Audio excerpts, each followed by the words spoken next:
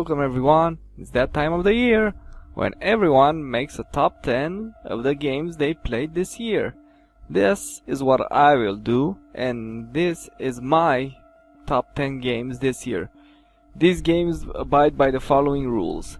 I played them, not necessarily uploaded them to the channel. They are single player games, and these are PC games. Games that would have made it here, that I want to say is Crisis 3, but I couldn't play it. Oh well. Let's see what I have for you installed. Path of Exile. This game is a Diablo type game, and it mops the floor with Diablo 3. In my opinion, at least. The developers for these are Grading Gears Games, and they did a fantastic job with this game. It feels single player, but if you need help, you can get in a party with someone and go. All zones are instanced. Yeah, just epic. I like the aesthetic of it as well. It gives you the impression of being kind of 2D-esque, but it really is 3D.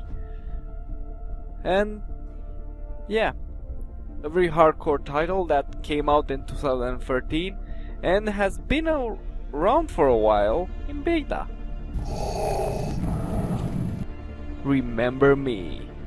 This title came in and let me tell you, it's very interesting, but the combat in this game is kinda lame. I mean, it's very brawler-esque, as in counter, attack, counter, just like Batman. I don't know where they got their inspiration for the combat, but yeah. The only reason why this is here is because of the story and the way the parkour worked in the game. Plus, it has epic music. Yeah, you heard me. I enjoyed the music a lot. And do you need me to repeat myself on the story?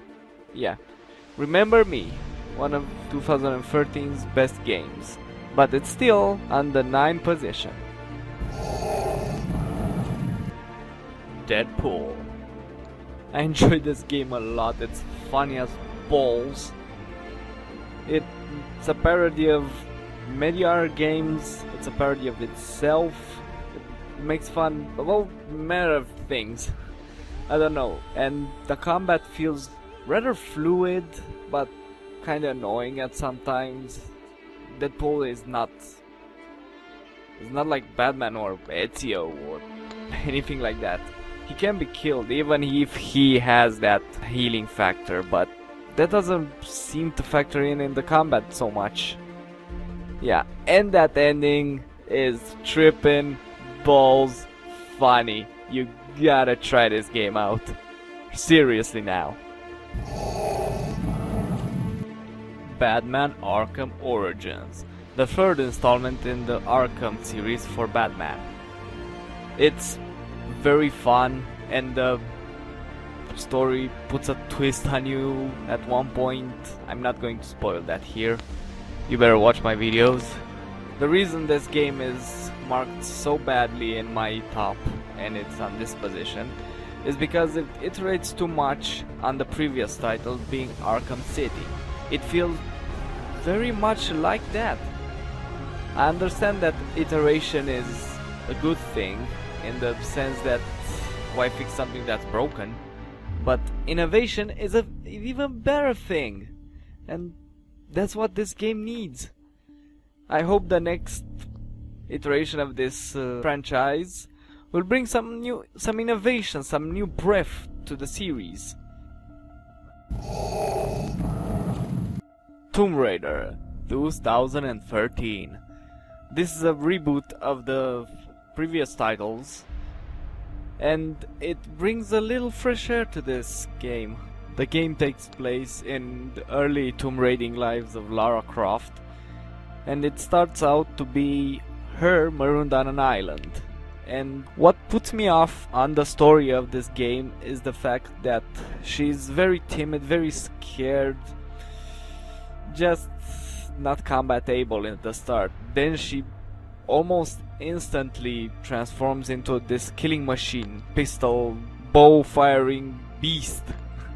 I don't know. It's a very good game. I have lots of fun with it. Many times you get the feeling that the game is gonna end here. Nope. You get that feeling about 3 times until the game really ends. Call of Juarez, Gunslinger. I don't even recall where I found this game. Oh, I heard about it on a co-optional podcast and said, let's give it a try. And I gave it a try and never left my PC. I finished that game in one sitting. And let me tell you this, the gunslinging in that game is just amazing. It's pure western. I love that game so much. If you haven't tried that game, it's not a waste of your time or money. Assassin's Creed 4 Black Flag. As you can tell from my lengthy let's play, I really enjoyed this game, and the whole pirate assassin thing just put it over the top. One thing bugs me, the fact that Edward is so proficient in the assassin's parkour, handling, movement, whatever you want to skill, that it's kinda odd. He didn't have the training necessary, but he lived on a ship all his life. He learned that just climbing the mast or swimming or other shit like that. It's kinda off. The one thing you won't like is the fact that Desmond is dead. Spoilers. And there's a new guy in town. Plus, the game is just cool. You gotta play this. StarCraft 2 Heart of the Swarm. This isn't exactly a standalone game. It's an expansion pack for StarCraft 2 Wings of Liberty. And this game just oozes perfection, in my opinion at least. I found it very entertaining. I played it on brutal from start to finish. I didn't upload it on the channel because at the time I didn't have the technology, if you get that quote. And the story itself is very good. You can call me odd, but I felt a person-to-person relationship with Kerrigan. I felt myself being her, being the Swarm. Yeah, that game, it also has a big lineage. It's just fantastic. Saints Row 4. A very good title in my opinion. Very funny. Just like Deadpool, it parodies everything and everyone. And it's just funny as balls. It's stuck full of references and stuck full of copyrighted music. But those moments when they put on a track and you're doing something really get you in that mood. I mean, at the start you get the point where you're flying a Zen ship out of a mother ship and the track playing in the background is What Is Love from Hathaway.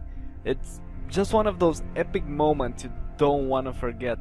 And at the end, I don't know if I want to spoil this.